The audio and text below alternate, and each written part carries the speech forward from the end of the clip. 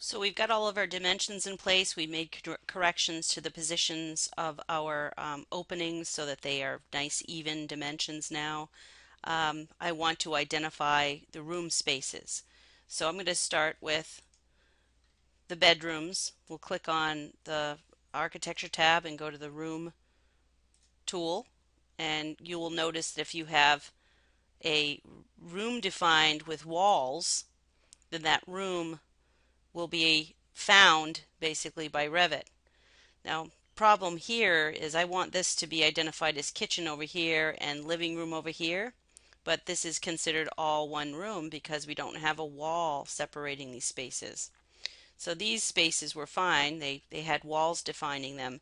I'm going to show you now how to create a room separator so we can identify these two spaces and label them as such. So I'm going to hit escape. You click on the spaces, create a room tag, but in this case we want to create a room separator before we define this kitchen and living room space. And I'm going to create a line that goes from the edge of this wall here straight down to the wall on the opposite side. That's okay that that overlaps the refrigerator. This will be defined as the kitchen area. This will be defined as the living area. Now, when I go to rooms, it sees that as two separate spaces. Okay. Now they all came in labeled room. I want to select the room tag. Just click on it once and then a second time, and then you can type in a new name.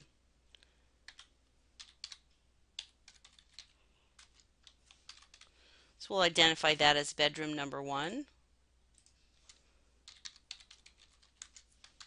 bedroom number 2, bath, living, and kitchen. Now our rooms are labeled, and we can use those rooms to reference finishes and things like that within those spaces. We are going to be creating a door and window schedule, which means we have to tag all the doors and windows. So I'm going to tag doors and windows by using annotate. I'm going to tag by category. Actually, I'm going to tag all. And what I want to tag are all the doors. So we'll hit apply and hit OK. And when we come back, we see that doors now have tags. And before I move on to tagging windows, I'm going to rename or renumber the doors. I'm going to number the entry door, door number 1, and then I can number the other 3 doors as I'd like. So I'll call this door 2, door 3, and door 4. Doors are given, each door is given an individual number regardless of whether or not it's the same exact door. That is the proper way to identify doors. Windows, however, will be tagged so that they're all the same number if they're the same window type. So I'm going to go to window tags now. I want to tag my windows. Hit apply. Hit OK. Now when you look at your window tags, make sure that your window tags are showing up to the outside of the building. If they happen to be showing up on the inside, what that means is you've drawn that window or placed that window so that the outside of the window is facing in and it needs to be flipped. When you click on a window, this flip icon should be on the outside of the building. That's the outside of the window. If you notice that flip is on the inside, that means your window is inside out. So flip your window and then move your tag to the outside. So now all of the windows have been tagged. I don't like using numbers for windows. I like using letters. So I'm going to change the value for this window type to a capital A.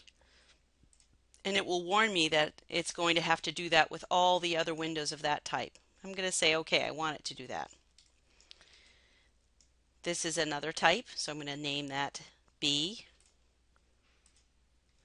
And it looks like I have a third type here, so I'll name that C. And we have a type on our roof level that we're going to have to tag as well. And we'll do that when we get to our roof level and dimension our roof level. Now the other problem with the tags is they came in with the extension lines covering them. So I'm going to select that witness line And I'm just going to pull that extension line back so that it's touching the center of the tag and it's not overlapping the tag, just like that. You only need to do that in the places where there are tags.